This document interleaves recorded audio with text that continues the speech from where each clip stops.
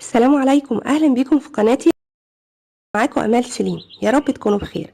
هنعمل مع بعض النهارده الكباب التركي. جميل جدا وطعمه مميز ومكوناته بسيطه.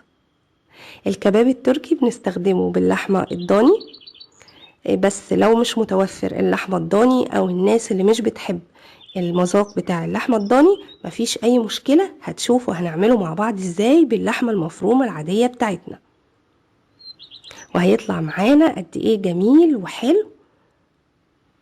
وزي ما انتي هتشوفي معايا دلوقتي اهو بنفتحه مع بعض. شايفة الجمال؟ بجد حلو قوي ومش مكتوم ومتماسك، وعلى فكرة طعمه جميل جدا، وكمان ريحته مميزة جدا جدا.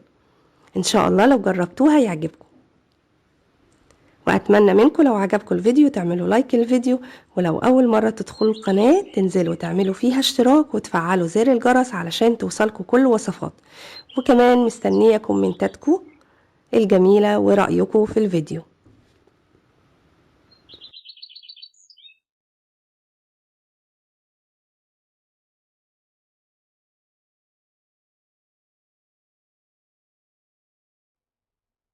يلا نبدأ ونقول بسم الله. أول حاجة حبيت أوريكم الجمال ده. شايفين الفلفل الأحمر وجماله؟ بجد شكله حلو قوي. هنشوف هنستخدمه في الوصفة ازاي. دلوقتي معانا 850 جرام من اللحمة المفرومة، ضفت عليهم 120 جرام من اللية، أو بتجيبي من عند الجزار تطلبي منه حاجة اسمها دوش، برضو بتفرميهم كويس جدا زي العجينة كده وبتحطيهم على اللحمة المفرومة. وضفت عليهم 6 من فصوص الثوم. وادي الفلفلتين اللي احنا كنا شفناهم في الاول، انا فرمتهم بالشكل ده وهبتدي اصفيهم من المية. وهنا عايزة اقول لكم على حاجة، انا لما صفيت ما صفيتش الفلفل تماما، سبت فيه نسبة من العصارة علشان النتيجة النهائية هتشوفوا شكل العجينة اللي انا مستخدماها ازاي، او اللحمة المفرومة بيكون شكلها ازاي. مش بحب تكون جامدة قوي عشان النتيجة النهائية تطلع معايا جوسي واجمل. لكن لو على فرض مثلا انتي مبتدئة او اول مرة تستخدمي اللحمة المفرومة على عصيان الشيش او السيخ، ومش هتكوني متحكمة فيها وعايزاها تكون اجمد، هتعملي حاجة من الاتنين. يا اما بتعصري الفلفل تماما بحيث ما يكونش فيه نقطة مية، يا اما تستخدمي فلفلة واحدة يعني هتشوفي المناسب معاكي، يا اما بتزودي شوية من اللحمة المفرومة بحيث تكون خليط الكباب اتقل معاكي. دلوقتي انا ضفت عليهم الملح. هتضيفي معلقة كبيرة من الملح، طبعا انا ضفت معلقتين صغيرين يعني ما يعادل معلقة كبيرة، وعليهم معلقة كبيرة من البابريكا. والملح طبعا بتظبطيه حسب رغبتك وحسب ذوقك.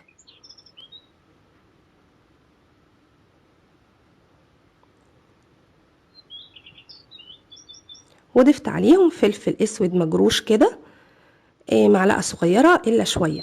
ممكن برضو تزودي الفلفل الاسود زي ما تحبي. وبعجنهم كويس جدا زي ما انت شايفة، ادي القوام اللي بقولك عليه.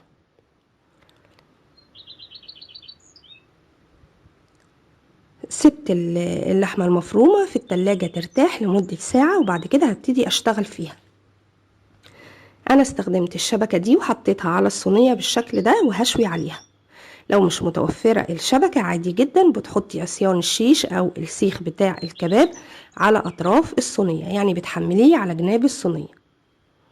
دلوقتي هبتدي احط اللحمة المفرومة بثبتها على العصيان اهي زي ما انت شايفة كده، جميلة ومش بتفك ولا حاجة. هتثبتيها الاول وتفضلي تضغطي بالشكل ده. وزي ما قلتلك لو مبتدئة وخايفة ما تعرفيش تظبطيها على السيخ، عادي جدا بتقلي العجينة. بعد كده بتبصميها زي ما شفتي كده بصوابعك بحيث تاخد شكل البصيمة اللي بتكون في الكباب او في الكفتة.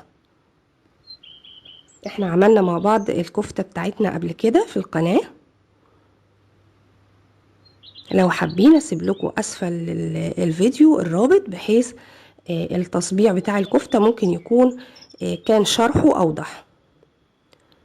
اهي زي ما انت شايفة كده بتثبتيها وتبتدي بالصباع الابهام والسبابة تضغطي بيهم بس كده في الاخر، بحيث تديها شكل الصبيع اللي انت شايفاه ده اهو بالشكل ده.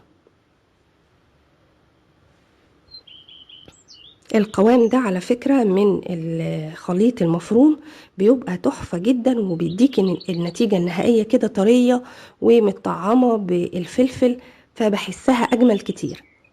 وادي اهو بعد ما خلصنا الكمية شكله في منتهى الجمال قبل حتى ما ندخله الفرن. دخلته الفرن وابتديت دلوقتي اجهز السلطة اللي بتتقدم معاه، وهي عبارة عن حلقات من البصل الاحمر، بنضيف عليها بصل مقطعاه صغير، ومعلقة صغيرة من السماق، و2 معلقة من زيت الزيتون. لو ما فيش زيت زيتون عادي بتستخدمي زيت اي نوع زيت يكون كويس. وادي الكباب التركي بعد ما طلع من الفرن، شايفة لونه جميل ازاي؟ شكله بجد حلو جدا، وما اقولكيش الريحة كانت عاملة ازاي، يعني بجد ريحته كانت تجوع. اهو شايفة البصيمة اللي احنا كنا عاملينها فيه شكلها ازاي؟ بجد تحفة. وهتشوفوه معايا لما هنفتحه دلوقتي هيبقى قد ايه من جوه مفرغ وواضح انه مش مكتوب. هنحطه دلوقتي على طبق التقديم بالشكل اللي انتي شايفاه ده.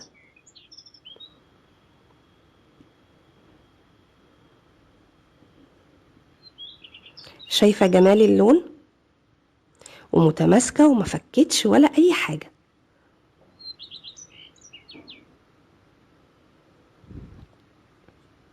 يعني مفيش داعي خالص نخلي العجينة بتاعة اللحم المفروم او الخليط بتاع اللحم المفروم مكتوم قوي كده وتقيل، هتيجي في النتيجة النهائية تلاقيها مكتومة معاكي او مش بطعامة اللي هي فيها نسبة من السوائل، بتبقى جوسي اكتر ومفرغة اكتر.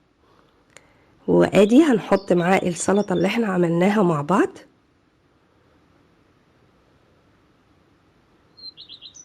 شايفة الجمال؟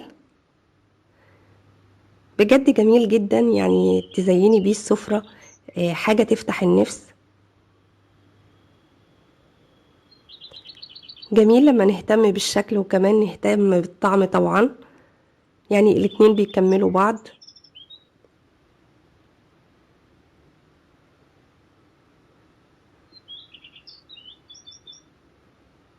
اهو شايفة شكله عامل ازاي؟ هو بياخد حوالي يعني من ساعة الا ربع لساعة حسب الفرن بتاعتك، يعني تتابعيها لما يوصل للون ده. ادي اهو فتحنا واحد مع بعض. شايفة الجمال؟ ملاحظة ان هو مش مكتوم وفي نفس الوقت متماسك. يا رب فيديو النهاردة يكون عجبكم. اتمنى لو عجبكم الفيديو ما تنسوش تعملوا لايك للفيديو، ولو اول مرة تدخلوا القناة ما تنسوش تعملوا اشتراك وتفعلوا زر الجرس علشان توصلكم كل وصفاتي. بحبكم في الله. امل سليم.